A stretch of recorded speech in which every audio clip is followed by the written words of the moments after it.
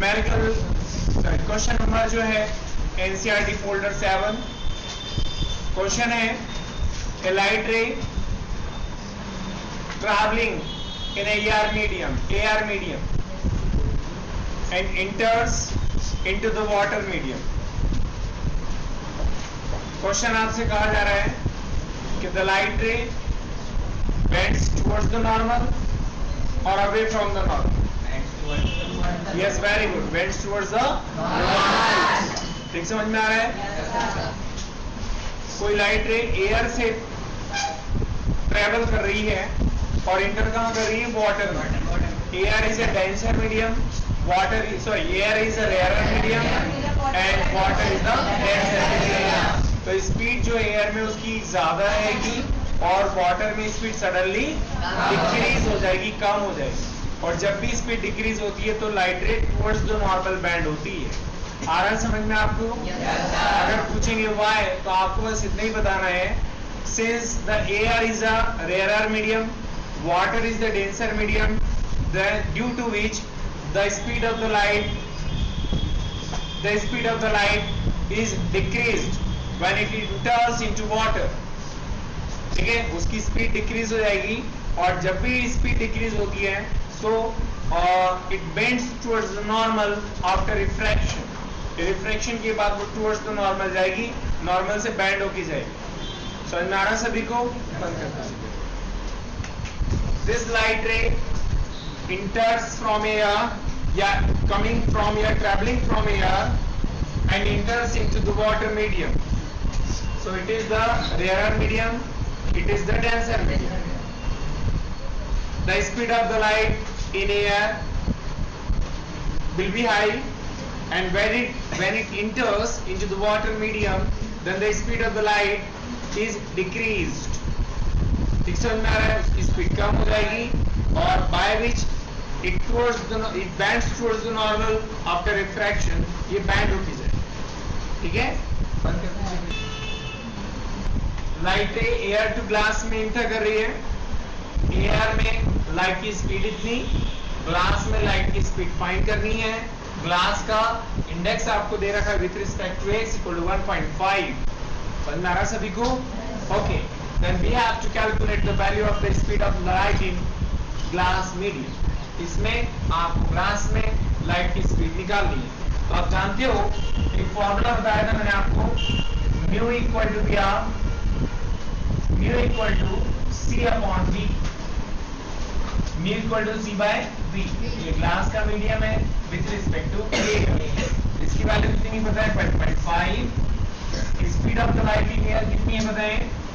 10 to 10 to the 8 metre पर second. आ रहा है बेटे? ये V same to same. V को इधर कर दो, 1.5 को इधर कर दो. तो यहाँ पर 3 into 10 to the 8 and by में 1.5 मीटर पर second. V equal to 3 upon 1.5 into 10 to the power of 8 metre पर सेकेंड. यहाँ पॉइंट रिमूव करिए और यहाँ पर एक जीरो बढ़ा दीजिए. पॉइंट के बाद में एक डिजिट है तो यहाँ पर ऊपर एक जीरो लगाइए, पॉइंट हटा दीजिए. तो V इक्वल टू कितना हो जाएगा बेटे? 30 and by 2 into 10 to the power of 8 metre पर सेकेंड. सॉरी 15 है यहाँ पे. 15 2 तक कितना? 30. तो V equal to 2 into 10 to the power of 8 metre पर सेकेंड. मतलब ये स्पीड ऑफ लाइट होगी इन ग्लास मीडियम. कांच के अंदर लाइट की स्पीड इतनी होगी बेटे, जबकि एयर में इतनी है. कहाँ पे ज्यादा स्पीड है बताएं? एयर में ज्यादा है और यहाँ पर 2 आ गया, मतलब यहाँ पे ग्लास में स्पीड कम है. किसको समझ में आ गया? Yes, nice. NCERT folder question number 9. Question number 9 उन्होंने कहा है material medium, several material mediums are given below and their refractive index are also given below. You have to find the maximum optical density of the material medium. ठीक है, आपको material medium की maximum optical density बतानी है कि किस material medium की optical density ज्यादा है. तो तरीका मैं बता देता हूं. रिफ्रैक्टिव इंडेक्स जो हमने स्टडी किया था, अगर किसी मीडियम का रिफ्रैक्टिव इंडेक्स बहुत ज्यादा आता है तो समझिए आप उसकी डेंसिटी ज्यादा है, ठीक है, मटेरियल डेंसिटी ज्यादा है और ऑप्टिकल डेंसिटी भी क्या होगी, ज्यादा होगी, ठीक है। ऑप्टिकल डेंसिटी मींस दैट वहां पर लाइट की स्पीड और ज्यादा कम हो जाएगी, हाई डेंस मीडियम रहेगा, लाइट की स्पीड और कम हो जाएगी। समझ में आ रहा सभी को? तो यहाँ पर दो मीडियम्स हैं, यहाँ पर रॉक सॉल्ट एंड डायमंड।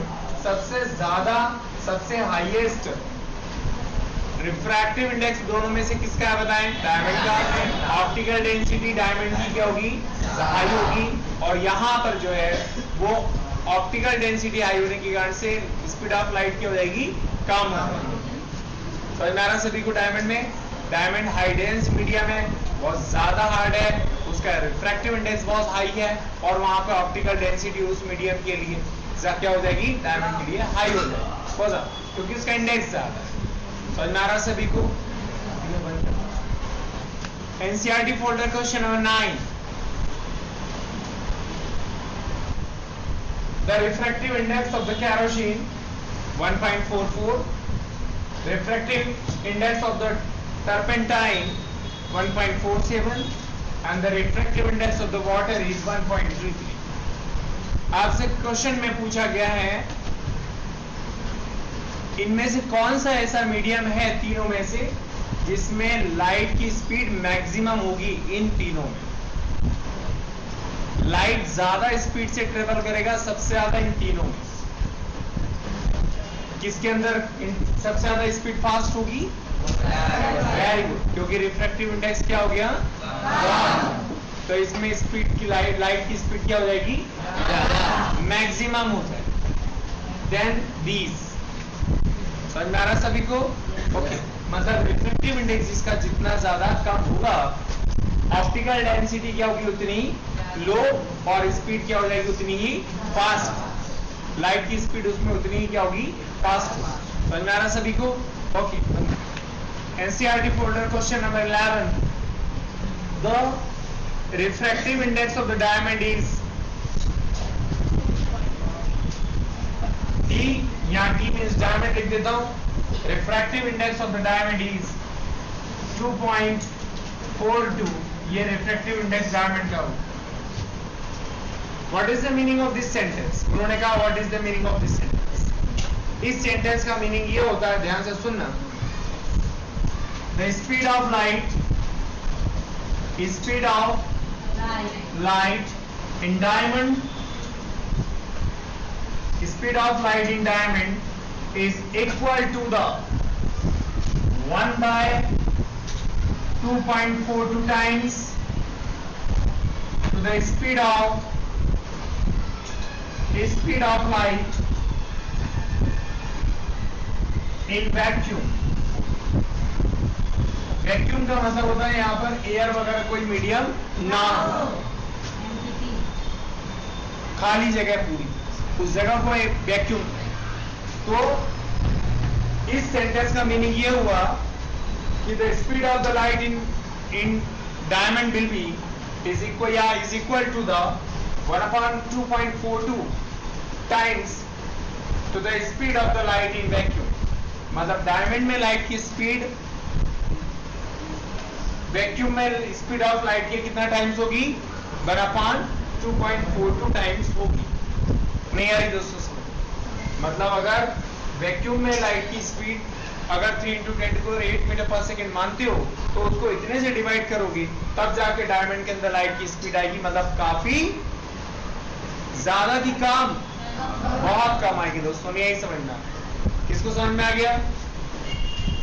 आए बेटे, यहाँ पर अगर आप जो भी वैक्यूम में स्पीड मानते हो 3 × 10⁸ मीटर पर सेकेंड मानते हो तो उसको इससे डिवाइड करेंगे तब जाकर के speed of light in diamond आएगी, जो काफी क्या हो जाएगी, इससे काफी कम आ जाएगी। बेटे नहीं आई समझना? ओके, बंद कर। Power of the lens is means that it's focal length is 1। उसकी फोकल लेंथ कितनी है? 1। The lens having the focal length 1 meter, then its power will be 1 diopter। अगर किसी लेंस की फोकल लेंथ 1 मीटर है तो उसका पावर कितना होगा 1 ये उसका आंसर। इसका आंसर एक बार फिर से बता देता हूँ। वो कह रहा है कि 1 डायोप्टर को डिफाइन करिए, तो आपने जो है पावर का फॉर्मूला लिखा, फोकल लेंथ मीटर में है, आपने फोकल लेंथ को कंसीडर किया 1 मीटर, यहाँ पर 1/1 ये 1 फोकल लेंथ यहाँ पर प्लेस किया आपने 1/1 मींस दैट 1 डायोप्टर। पावर की वैल्यू कितनी आ गई 1 dioptre. It means that 1 dioptre of the power of lens, ठीक है, is that power when the focal length of the lens is 1 metre. यदि लेंस की फोकल लेंथ 1 मीटर है तो उसकी पावर कितनी होगी बताएं 1 डायोप्टर। नहीं आ रही समझ में आपको? इंग्लिश में कैसे बोलेंगे? If the focal length of the lens is 1 meter, then the power of the lens will be 1 diopter। यही समझ में आपको? देखिए 11 number chapter human I and the colorful world, ठीक है, human I and the colourful world, ठीक है, हमको ये आप स्टार्ट करना है, समझिए आप ध्यान से। ह्यूमन आई के बारे में आपको स्टडी करना है, तो थोड़ा बेसिक बता दूं मैं आपको। ह्यूमन आई एक ऐसा डिवाइस है जो जिसकी वर्किंग सेल्फ होती है, सेल्फ वर्क कर रहा है या ऑटोमेटिक, इसको ऑपरेट करने की जरूरत नहीं है, ऑटोमेटिक वर्क कर रहा है। ये किसी भी ऑब्जेक्ट के रियल इमेज को, इन्वर्टेड इमेज को, आईज के अंदर एक स्क्रीन है जिसको रेटिना कहते हैं। आई के अंदर पीछे साइड क्या है, एक स्क्रीन है, पर्दा है, इसको रेटिना कहते हैं। ऑब्जेक्ट की इमेज को ये जो आई है वो क्या करता है, रियल एंड इन्वर्टेड प्रिंट कर देता है। आप मेरे सामने बैठे हो तो ये जो मेरी आईज हैं, आपकी इमेज को मेरी आंखों की रेटिना के ऊपर, ये आई क्या कर रही है, रेटिना के ऊपर आपकी इमेज को रियल में और इन्वर्टेड प्रिंट कर रही है। मतलब आप बैठे ऐसे हो तो इमेज कैसे प्रिंट हो रहा है, उल्टा।